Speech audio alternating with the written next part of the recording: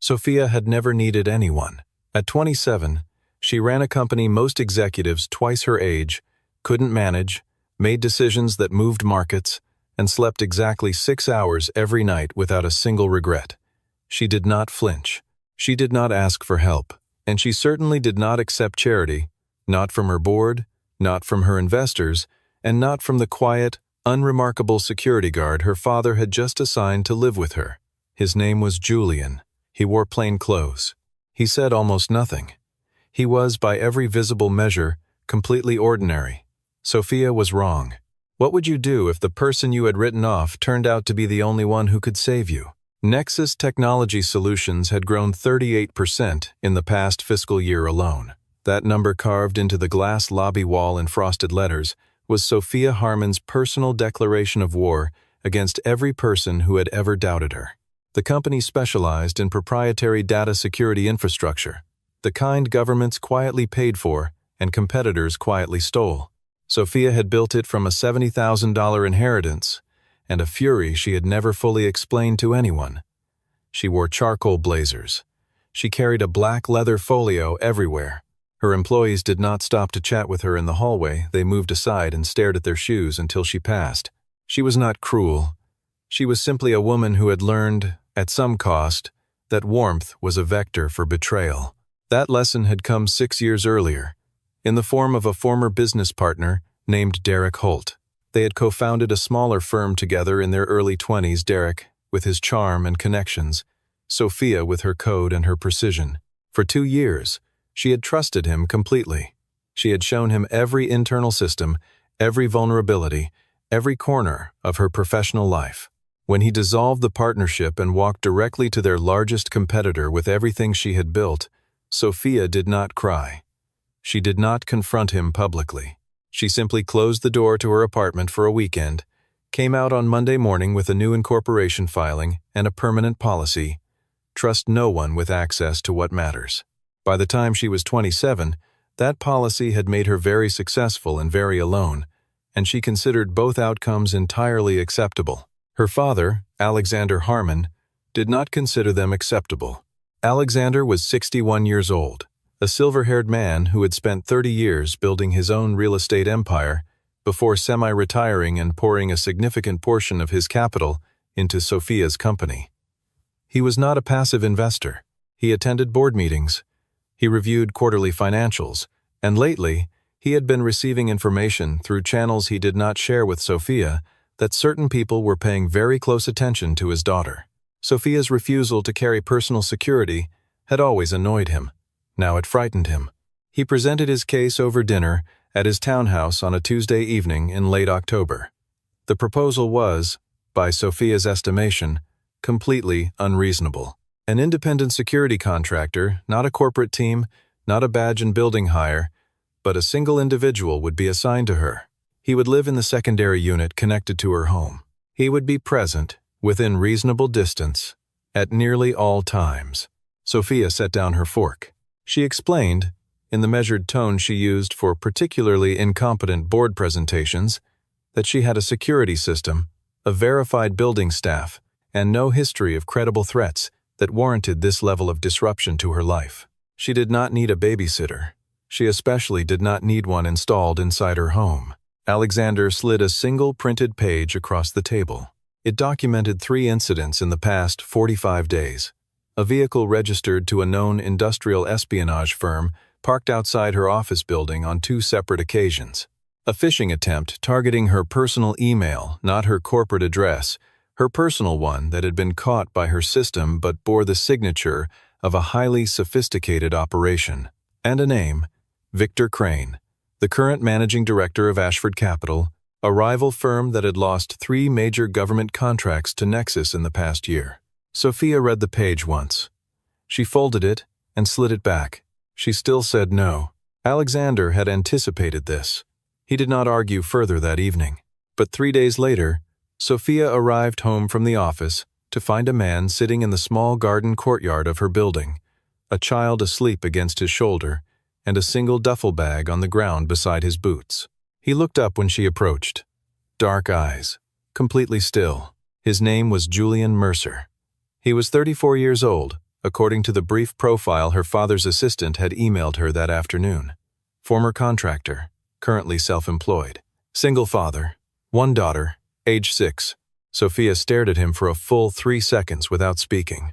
Then she looked at her father's assistant's email again and confirmed that yes, this was the man Alexander Harmon had hired to protect the CEO of a $40 million data security firm.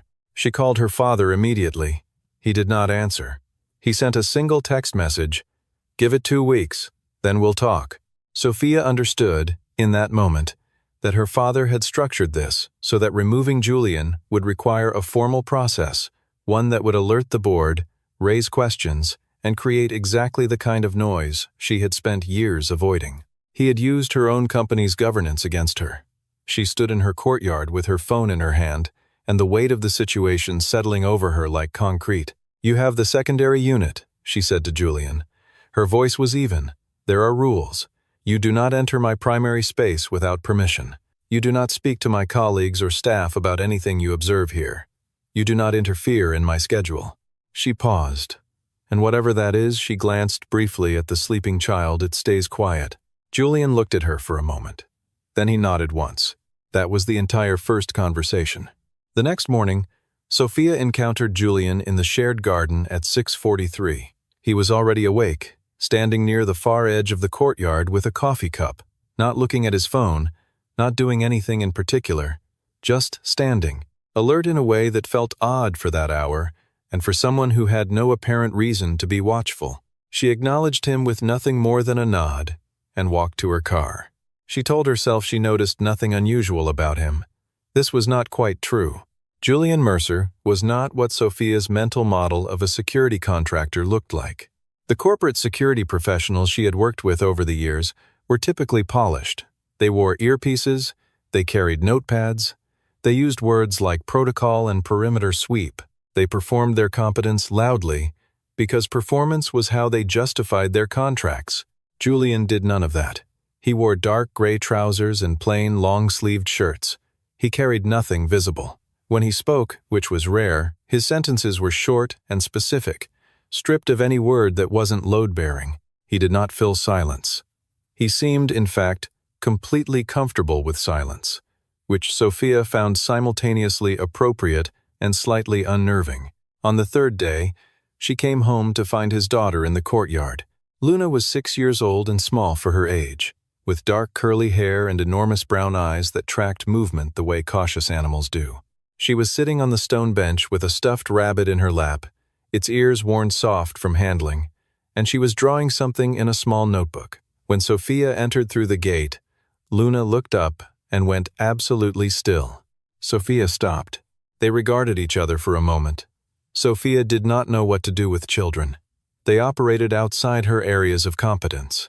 She gave the girl a brief, neutral nod, the same one she gave to junior analysts, and walked toward her door. "She doesn't bite," Julian's voice came from behind her. He had appeared from the secondary unit doorway without a sound. "She's just shy." "I didn't assume otherwise," Sophia said without turning around. She went inside and did not think about the girl's enormous, watchful eyes for the rest of the evening. Or so she told herself. The friction between Sophia and Julian was not explosive. It was quiet and persistent, like a low-grade electrical current. Sophia had rules. Julian followed them to the letter, which somehow made her more irritated, not less, because it gave her nothing to correct. She had expected pushback, petty violations, the kind of low-level territorial behavior she was accustomed to managing. Instead, she got a man who was simply present, who never explained himself, who watched everything. She caught him watching the street from the second-floor window of his unit one evening, not in an obvious way, not with anything visible in his hands, but with the particular quality of attention she recognized from certain former military consultants she had brought in for infrastructure risk assessment. The kind of watching that wasn't casual. She noted it and said nothing. On day 5, she came home to find that Julian had rearranged the potted plants along the courtyard entrance. It appeared at first glance to be a minor aesthetic change. On closer inspection, the new arrangement eliminated 2 blind spots she hadn't consciously registered. She stood in the doorway for a long moment, processing this. She did not ask him about it. She did not want to give him the satisfaction of knowing she had noticed. But she had noticed. The household rhythms that developed over the first week were awkward and, Sophia had to admit, relatively functional. Julian made no noise before 6 in the morning. She had not asked him to do this, but he seemed to understand her schedule from observation. Luna, for her part, had developed a habit of playing quietly in whatever space her father was in and going completely silent if Sophia appeared nearby. The child seemed to read adult moods with a sensitivity that suggested she had spent a great deal of time being careful around them. That observation lodged itself somewhere in Sophia's mind and stayed there. On the 8th day, she saw Julian and Luna in the courtyard after dinner. She had not intended to observe them. She was passing by a window and simply paused. Julian was sitting on the stone bench with Luna in his lap, reading to her from a picture book. His voice was too low to hear through the glass, but his entire posture had changed. The vigilance she associated with him during the day had not disappeared. She suspected it never fully did, but something in him had softened around the edges. He was patient with Luna's interruptions. He pointed at pictures. He made a face that made her laugh, and he smiled in a way that rearranged his features completely. Sophia stood at the window for approximately 8 seconds. Then she stepped back and returned to her laptop. She had a quarterly board presentation to prepare and 2 pending contract negotiations to finalize. She did not have time to think about the domestic life of a man she had not chosen to have in her home. She opened her spreadsheet and returned to her numbers. The numbers were safe. The numbers made sense. Julian Mercer did not make sense, and that was a problem she had not yet found a way to file correctly. The first time it happened, Sophia almost dismissed it. She was being driven to a meeting at a midtown hotel, Julian behind the wheel, Luna at school for the day, when he made a sudden turn onto a side street without any instruction from her. Sophia looked up from her documents. "That's not the route," she said. "There's a vehicle that has followed us from the garage," he said. "Dark blue sedan, out-of-state plates. It has been maintaining exactly 4 car lengths for the past 11 blocks." Sophia looked in the rearview mirror. She saw nothing useful. She was not trained to see what he was seeing. "You're certain?" "Yes." He took 3 more turns in a pattern she recognized as a surveillance detection route. She knew the term from a corporate espionage seminar she had attended 2 years ago. By the 4th turn, the sedan was gone. He pulled back onto the main avenue and delivered her to the hotel entrance exactly 4 minutes late. She sat in the car for a moment before getting out. "Have you done this before?" she asked. "Driven?" he said. She looked at him. He was not being obtuse. His expression was completely neutral. She could not tell if it was deflection or simply his natural delivery. She got out of the car without pursuing it. Inside the meeting, her attention was divided for the first time in years. Over the following days, she began cataloging.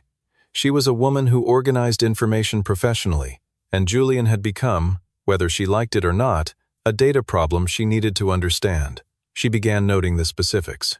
He identified a man photographing her building entrance from a parked car and reported it to her quietly, without alarm, providing the vehicle make, partial plate, and estimated time the car had arrived on the block, information that, when she checked against what her corporate security team could gather, was more precise than anything they produced. He spotted a tampered lock on the service door of the building, not forced, but manipulated in a way that would have been invisible to anyone not specifically looking for it. He said nothing about it until he had already had it replaced.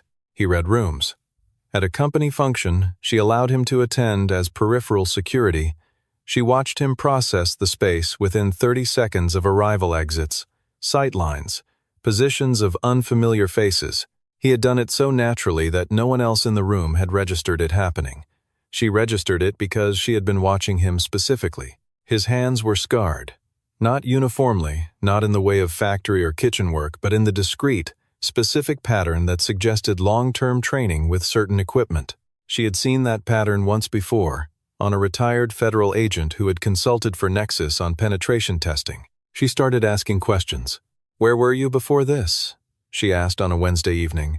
Catching him in the kitchen with Luna, he was cutting an apple with the kind of automatic, unhurried precision that people develop after doing something the same way for a very long time. "Private contracting," he said. Before that, a pause. "Service. Branche?" He handed Luna a piece of apple. "Does it matter for the job?" "I'm asking," she said. He turned slightly toward her. Not defensive, measured. "Army," he said. "Long time ago." She waited. He said nothing further. Luna accepted the apple slice and returned to her drawing without looking up. That evening, Sophia ran his name through the professional background check service Nexus used for executive hires. Julian Mercer. The results were sparse in a specific way. He had a valid Social Security record, a driver's license, a brief employment history with 2 private security firms, one domestic, one with offices in 3 countries, and then nothing. The employment history stopped 5 years ago. Before that, the record was thin and oddly generic, the kind of thin that does not come from a person who simply didn't do very much, but from a person whose history had been carefully managed. She had seen this before, once, in the file of a defense contractor who had done covert work for a government agency and whose civilian identity had been partially constructed for operational purposes. She did not sleep well that night. The following afternoon, she was working in the living area when she heard a sound from the courtyard that was not right, a scrape, a specific weight distribution on the stone path that she could not have articulated, but that her body registered before her mind did. She was already turning when Julian came through the door, positioned himself between her and the window, and said, "Inside. Now." It took 40 seconds. A man she had never seen before passed the courtyard entrance, paused, and continued. Julian watched until the street was clear. Then he stepped back and said, "Someone doing reconnaissance. He has been passed once before. Different clothes." Sophia's heart was beating faster than she wanted it to. "How did you know I was in danger?" "I didn't know you were in danger," he said. "I knew someone was gathering information. Those aren't always the same thing. But I'd rather treat them the same way." There was a pause. "Who are you?" she asked. She kept her voice even, but something in the question had moved below her professional register into something more direct than she was accustomed to being. Julian looked at her for a long moment. "Someone doing a job," he said. He went back to the courtyard. Sophia stood in the center of her living room, a woman who controlled $40 million of infrastructure and a team of 217 people, and realized for the first time in years that she was in a situation she did not fully understand. Julian was not who his file said he was. He was also, demonstrably, protecting her with a level of skill that her father's money hadn't simply purchased at a standard security firm. The question was why someone with that level of training was living in a secondary unit off a garden courtyard, reading picture books to a 6-year-old and calling it private contracting. She did not have an answer. That bothered her more than almost anything else. The breach happened on a Thursday.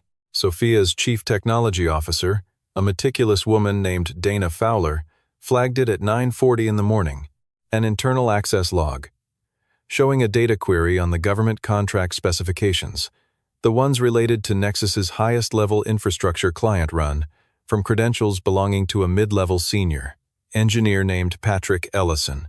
The query had happened at 2:14 in the morning, when Patrick Ellison was, according to his building access records, not in the office. Sophia was in the conference room with Dana and their head of internal security within 12 minutes of the notification. She did not raise her voice. She did not express panic. She identified the scope of the potential leak, issued a credential lockdown on the affected systems, and directed Dana to isolate the compromised network segment before anyone outside that room had time to understand what was happening. She was very good in a crisis. What she could not fully contain was the scale of the implication. If someone had Patrick's credentials and remote access to the internal system, they had either compromised the network perimeter or they had help from inside. Patrick Ellison had been with Nexus for 3 years. He had excellent reviews. He had also, Sophia now recalled, had lunch twice in the past month, with a man she had seen in the lobby once and not thought about again. She pulled security footage. The man's face was familiar in an abstract way, the kind of familiar that means you have seen someone in a context so unmemorable that you filed them away as background. She sent the image to Julian. His response came in under 4 minutes. The man's name was Raymond Taft, a former employee of Ashford Capital's intelligence division. He had left, or appeared to have left the firm 8 months ago. Julian included the information with no explanation of how he had obtained it.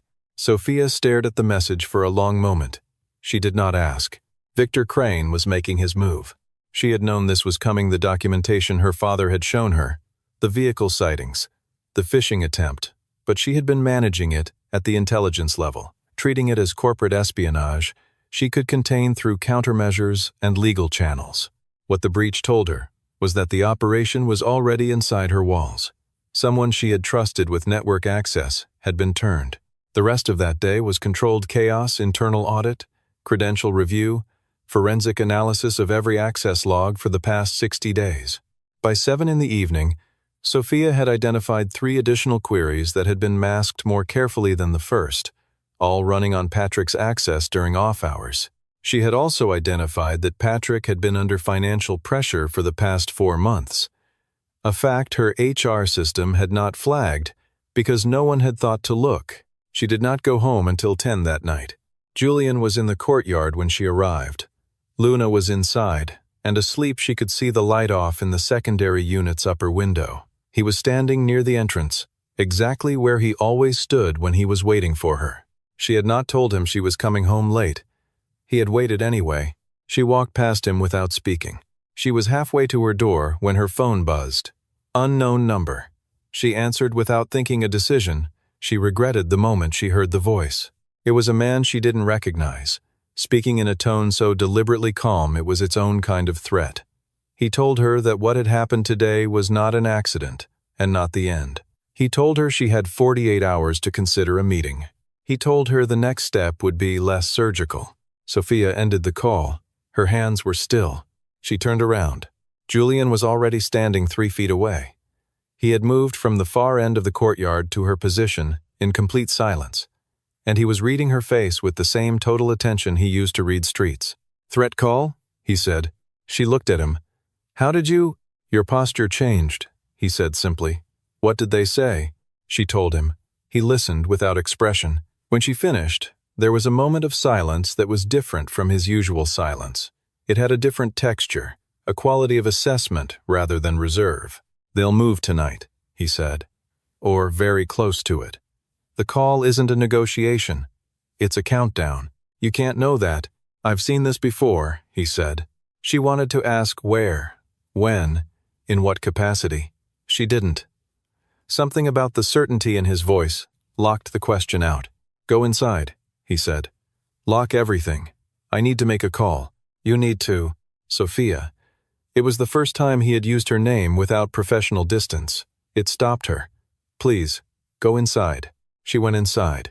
She sat on her couch and listened to silence and tried to feel like a CEO and not like someone being hunted. The attempt was only partially successful.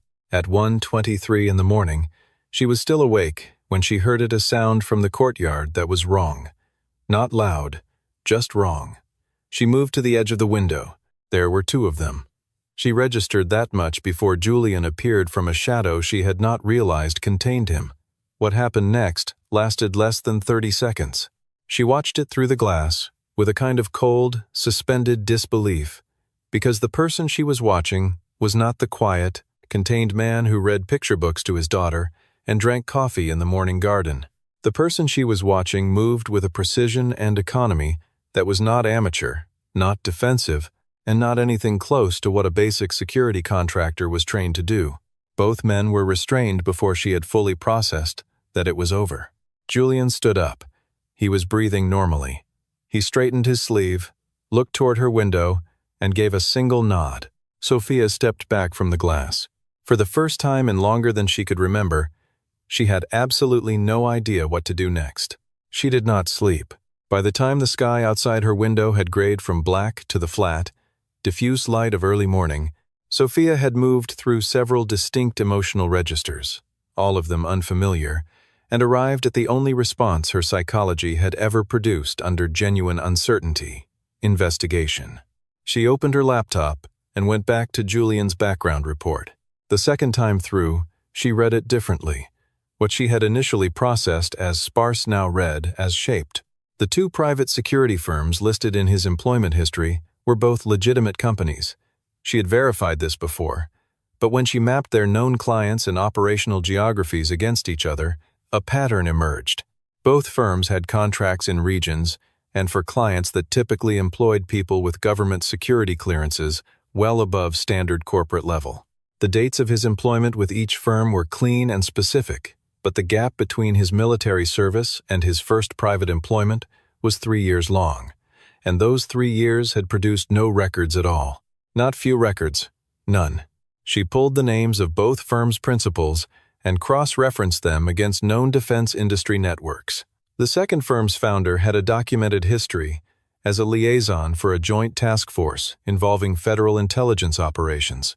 This was not publicly advertised, but it was in a conference proceedings document from 8 years ago that had been partially redacted in the public version, and Sophia had access, through a Nexus security clearance, to the unredacted version.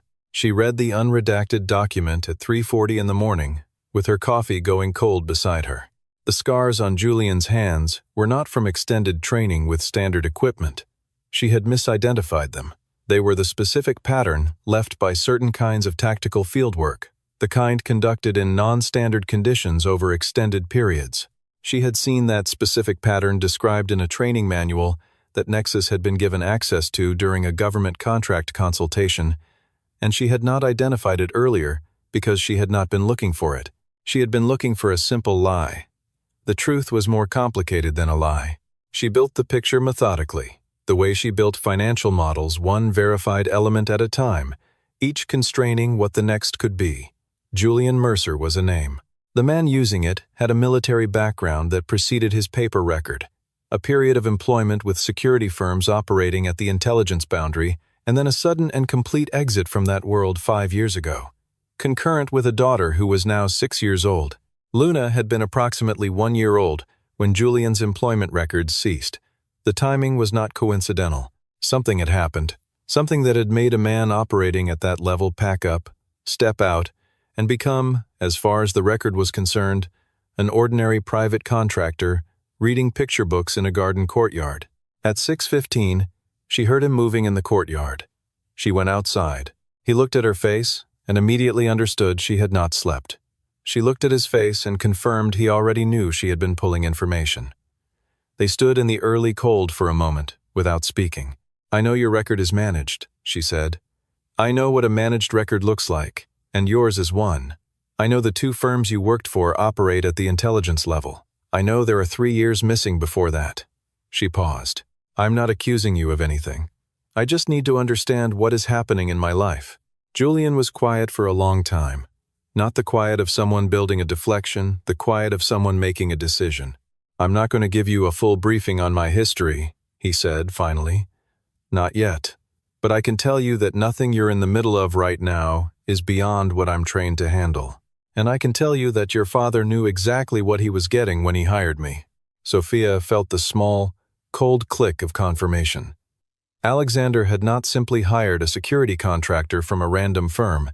He had found Julian specifically, which meant Alexander knew precisely who Julian was. "Why the cover?" she asked.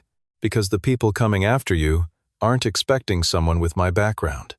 If they know I'm here, they prepare differently. The cover isn't to fool you, it's to fool them." She processed this. "And the rest of your file?" He met her eyes.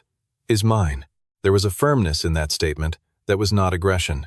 It was the kind of boundary she recognized from people who had earned the right to it, through something she did not yet fully understand. She did not push it. "Last night," she said, "those 2 men, handled, documented, authorities will have them by this afternoon. I contacted someone who will process it without public exposure for you or Nexus. You have contacts in law enforcement?" "Yes. Federal?" "Among others." She stood very still in the cold morning air, recalibrating every assumption she had built about this situation, since the evening she had found him sitting in her courtyard with his daughter asleep against his shoulder. "You could have told me this at the beginning," she said. There was no accusation in her voice. She was genuinely asking. "You wouldn't have accepted the cover story if I had," he said, "and you would have pushed back harder on having me here. Your father was clear that removing me had to be your choice, freely made, not something you engineered before you understood the threat." She thought about this. She thought about her father, 61 years old, looking at security intelligence about people circling his daughter, and deciding that the most effective protection he could give her was a man who could blend entirely into the ordinary world while being completely extraordinary within it. She thought about the fact that she had spent 8 days treating Julian as an unwanted imposition, when he had spent those same 8 days keeping her alive without her knowledge. "Your daughter," she said quietly. "Luna doesn't know any of this." Something moved behind his eyes very briefly, very controlled. "No," he said. "She knows her dad keeps people safe. That's all she needs to know." There was a silence. "I need to know everything you've observed," Sophia said finally. "Everything relevant to the crane operation. We worked together on this. No more information gaps." Julian looked at her for a long moment. "All right," he said. It was the longest conversation they had ever had. Victor Crane made his final move on a Saturday evening. Sophia had spent the 2 days since her early morning conversation with Julian in a different operational mode. Not slower, not softer, but more precise. They had mapped the Crane network together. Julian providing intelligence from sources he did not name, but whose accuracy she could no longer question. And Sophia providing the corporate architecture, the financial patterns, and the exact shape of what Crane was trying to extract. It was an efficient collaboration of most of the friction that had characterized the first week. She asked precise questions. He gave precise answers. They did not waste each other's time. She had also, in those same 2 days, had 3 conversations with Luna. The first was accidental. Sophia came into the kitchen for water at 9 in the evening and found Luna sitting at the table with her stuffed rabbit, unable to sleep, and they had spent approximately 12 minutes in the same space without it being awkward, which was not something Sophia had expected. The second was deliberate on the child's part. Luna had appeared at the connecting door with a drawing she had made and held it out to Sophia with the expression of someone making a significant social overture. Sophia had accepted the drawing and said it was good.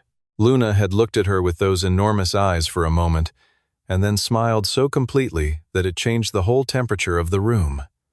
The third conversation was brief but carried weight. Luna had asked Sophia what she did all day, and Sophia had explained simply that she ran a company. Luna had considered this and said, "Like a boss?" And Sophia had said, "Yes, like a boss." And Luna had nodded, apparently satisfied, and returned to her drawing. Sophia had kept the drawing. She did not think too carefully about why. On Saturday evening, she was working from home, Julian nearby. Documents spread across her dining table when her phone rang. It was her building's lobby security system. Delivery pickup, wrong address. Could she come down to verify? It was not a call her building system made. The building used a standard app notification, not a phone call. She had never received a phone call from lobby security in 2 years of living there. She looked up at Julian. He was already on his feet. "Don't go down," he said. "I wasn't going to," she said. In the next 4 minutes, Julian made 3 calls in rapid succession. The last one lasted less than 60 seconds. And when it ended, he turned to her and said, "They've moved 2 people into the building through the service entrance. They're on their way up. Someone inside gave them access." He moved toward her with a precision that was deliberate and pre-planned. "There's a secondary exit through the maintenance corridor. We go now." They went. Luna was in her room, and Julian's first action was his daughter. He had her in his arms, blanket and rabbit and all, before Sophia had crossed the threshold of the secondary unit. That action, executed without hesitation, without a breath of calculation, the child came first. Automatically, the way breathing came first, told Sophia something about Julian Mercer that no intelligence file could have communicated. They moved through the maintenance corridor. Julian ahead, Sophia close, Luna pressed against his shoulder with her eyes open and frightened and silent, because she was a child who had learned to be silent in difficult moments. That knowledge settled over Sophia like a weight. In the building's lower service level, they were met by 2 individuals who Julian clearly knew they communicated in the clipped, minimal code of people who have worked together under pressure before. They moved Sophia and Luna into a vehicle while Julian stayed behind. "I'll be 10 minutes, he said to Luna. He touched her face. "Stay with Sophia." Luna looked at him with enormous eyes. She nodded. He looked at Sophia briefly, not a request, not an instruction, just a look that carried everything that hadn't been said yet. Then he turned back into the building. Sophia sat in the vehicle with a 6-year-old pressed against her side, clutching a stuffed rabbit, and did something she had not done in the presence of another person in 6 years. She put her arm around the child and held on. What Julian did inside the building in the next 11 minutes was not something Sophia witnessed in full. She received it in pieces afterward from Julian himself, from one of the 2 individuals who had been waiting in the vehicle, and from a brief report that appeared in a restricted federal incident log she had been granted access to, which did not use Julian's name, but described a subject with a profile she recognized immediately. 2 men had entered the building. Victor Crane's operatives, both with records of private security work in environments where the work was not legal. Julian had encountered them in the service corridor, on ground that was narrow and closed, and that a person with standard training would have considered a disadvantage. He had not considered it a disadvantage. The encounter lasted a very short time. Neither man was seriously injured. They were restrained and held for federal retrieval, but the efficiency with which it was done was not civilian, not amateur, and not explainable by anything in the professional file her father's assistant had emailed her 3 weeks ago. When Julian came back to the vehicle 11 minutes after he had left, his expression was the same as always. He checked Luna first, then Sophia, then the surrounding street. In that order. "We're moving to a different location tonight," he said. "Your people will manage the scene?" Sophia asked. "Yes, Julian." She said his name the way he had said hers, without distance. "What exactly did you do before this?" He was quiet for a moment. "I was part of a joint operations unit," he said. "Federal and military, combined function. Counterintelligence, primarily. High-value asset protection. I did it for 9 years. And then Luna's mother died," he said. "Workplace incident. She was in the same line of work." His voice was level, and the levelness of it cost him something visible at the edges. "Luna was 13 months old. I handed in my credentials 6 weeks later." Sophia said nothing. There was nothing to say that would not be less than the weight of what he had just described. "Your father knew all of this," Julian continued. "When he came looking for protection for you, a contact of his had worked alongside me. He reached out. I said yes because the work mattered, and because Luna needed me to have something to do that wasn't just being afraid for her." Sophia looked at him. For the first time since she was 21 years old, she felt the specific vertigo of seeing another person clearly, not their surface, not their profile, their actual shape. A man who had operated at the highest level of protective intelligence, who had walked away from all of it for a 13-month-old girl, who had lived quietly in the space between who he had been and who his daughter needed him to be, and who had, without announcement, stepped back into that first person on her behalf. She had spent 8 days treating him as an inconvenience. He had spent 8 days treating her life as worth protecting. "You should have told me," she said. "I know," he said. That was all. In the days that followed, Sophia did something she was not practiced at. She adjusted. Not dramatically. Not with the sudden warmth of a person who had simply forgotten to be open and now remembered. That was not who she was. But the recalibration was real. She could feel it happening, like the slow correction of a bearing that had been running slightly off for a long time. She had built her entire professional identity on the premise that control was safety. Julian's existence, specifically, his choice to surrender the kind of control she admired most in order to raise his daughter, was a direct argument against that premise. She did not know what to do with it yet, but she stopped dismissing it. She began telling him things. Not confessions, not emotional revelations. She was not built for those, and had no interest in performing them.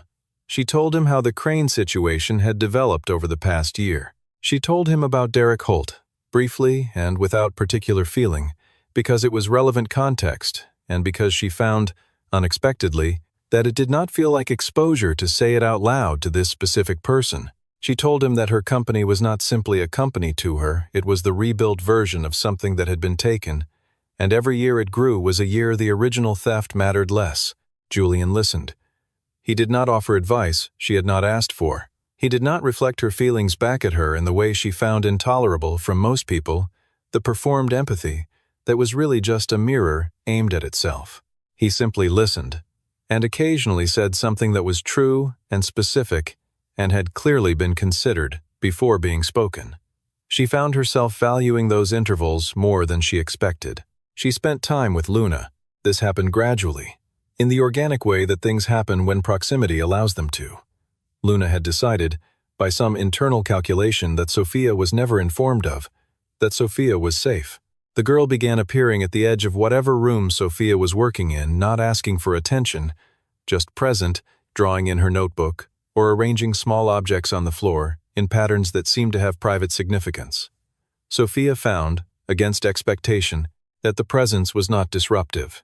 Luna's quietness was not the silence of absence, but the silence of a child fully occupied with her own interior world, which had a kind of weight and realness to it that Sophia respected. She brought Luna a new notebook, a better one, heavy paper, proper binding. She left it on the kitchen counter, without comment.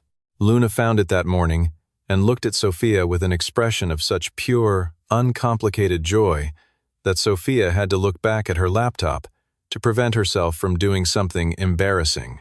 Julian saw the exchange from the doorway. He said nothing about it.